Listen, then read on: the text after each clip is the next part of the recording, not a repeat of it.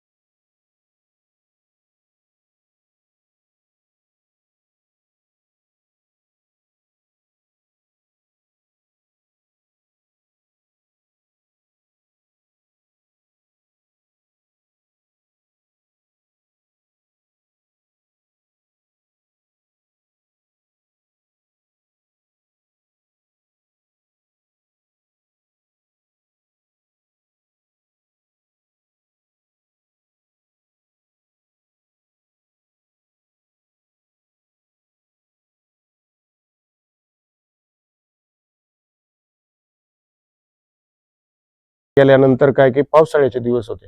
हम्म. थोडासा पाऊस वगैरे पडत होता, जास्त काही नाही, पण थोडस होतं ओलं.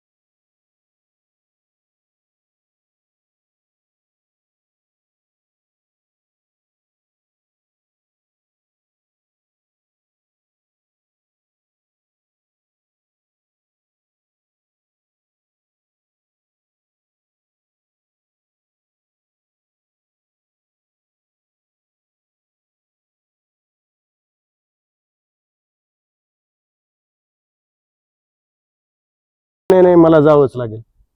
मी थांबलो तर मग मला उद्या इथून कधी आवरणार, म्हणजे तिथं कसं की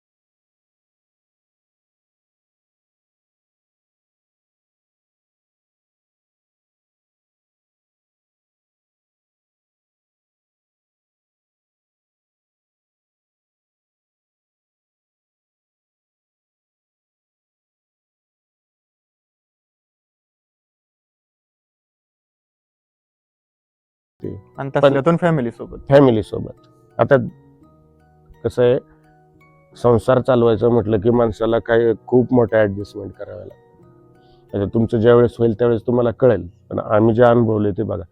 मग त्याच्यातून आता जात असताना काय झालं की एकतर बघावं लागत होतं की आपण ज्या खड्ड्यात गाडी घालतोय, पडणार तर नाही ना, घसरणार तर नाही ना, पाणी किती आहे, काय आहे. कारण कुठंच सपाट रस्ता नाही, सगळं म्हणजे खड्डे खुड्डेच. कारण तिथून आणि त्यावेळेसच्या मला वाटतं गाड्यांची रेस वरती लाईट असायची, कमी हा. रेस झाली की लाईट पूर्णपणे बंद व्हायची. बंद व्हायची. हा, आणि ट्रॅक्टर वगैरे तिथून गेलेले, कारण हम्म. शेतीचाच रस्ता ना तो, म्हणून खड्डे खुड्डे खूप. त्यात पडलेला पाऊस, त्या खड्ड्यांमध्ये साचलेलं पाणी, कशी तरी गाडी काढत काढत मी आलो. पण आता त्याच्यामध्ये काय झालं की मी माझ्या घरापासून अर्ध्या ते 1 किलोमीटरच्या अंतरावर गेल्यानंतर पुन्हा पावसाच्या सरी चालू झाल्या. आणि त्या जास्त प्रमाणात नव्हत्या आणि कमी पण प्रमाणामध्ये नव्हत्या, पण चालू झाल्या, म्हणजे कंटिन्युअसली चालू. हा. मग आता मी काय केलं, मुलं लहान, हे जे असं जर्किंग होतं त्याच्यामध्ये मी काय केलं की एका मुलाला इथं बसवलं, त्याचे पाय इकडनं सोडले, त्याचा हात पण आतमध्ये, म्हटलं मला पॅक पकड, आणि ह्याला मी अशी चेन लावून घेतली, म्हणजे जर्किंगच्या आतमध्ये घेतलं. आणि इथून कसं की त्याला श्वास घेण्यासाठी वगैरे इथं थोडस जागा ठेवली, अशी मोकळ्याने असं तोंड करून मी त्याच्याबरोबर कंटिन्यू बोलत राहिलो. कारण का, तो बोलतोय माझ्याशी, तो सेफ आहे ह्या गोष्टीसाठी. कारण तो जर गप्पच आतमध्ये असेल तर मी गुपचूप तर नाही ना जाऊ शकत. त्याच्याबरोबर बोलत बोलत तो मग आतून होकार द्यायचा, काहीतरी बोलायचा किंवा हसायचा, मग ते मला वाटायचं की हा सेफ आहे मुलगा. मग दुसरा, मिसेसच्या आणि माझ्यामध्ये जी जागा होती त्या जागेमध्ये त्या मिसेसनी त्याला पण असं कव्हर करून घेतलेलं होतं. तो जरा मोठा होता, म्हणजे त्याला जरा बसता पण येत होतं नीट. म्हणून अशा सिच्युएशन मध्ये आम्ही निघालो.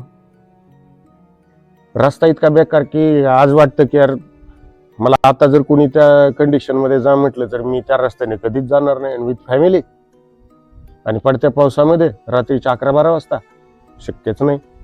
मग ते होऊ शकत नाही आज जर बघायला गेलं तर. पण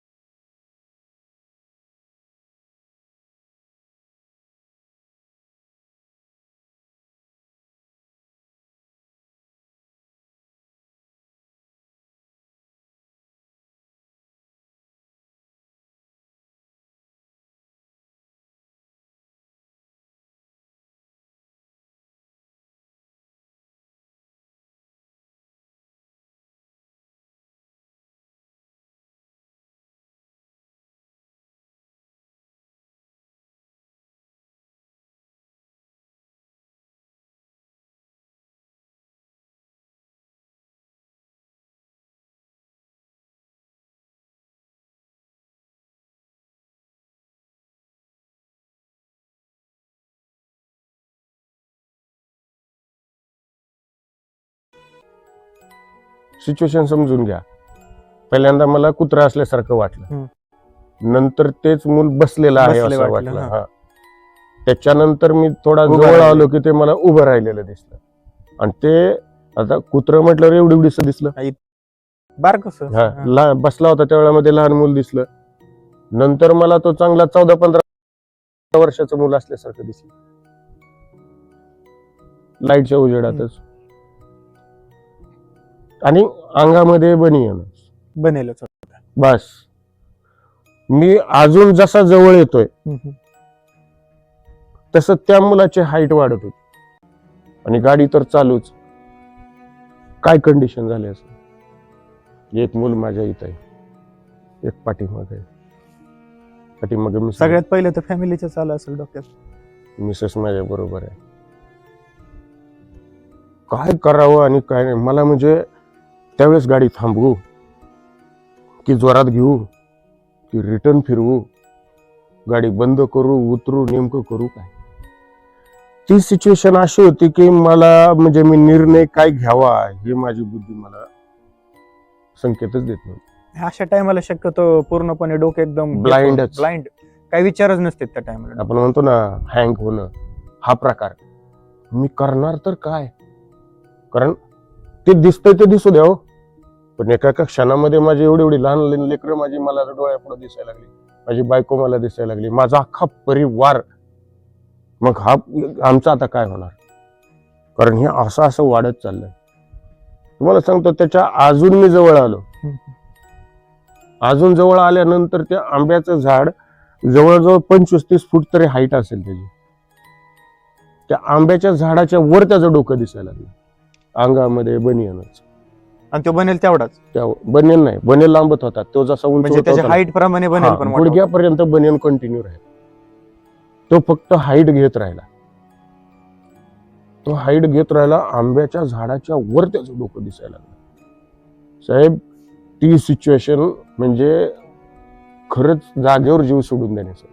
अशा टाइमला एखादा जर कमजोर मनाचा असेल तर म्हणून बाबा पटकन अटॅक येऊ दे, मी मरून जाऊ दे. यस. ती पुढे काय करेल त्याच्या विचारापेक्षा मरून जाऊ दे आता. पण ते कंटिन्यू वाढत राहिलं. आणि त्या वेळामध्ये मी म्हटलं आज जे होईल ते होईल. त्या वेळामध्ये मला कोणत्या देवाचं नाव आठवलं नाही.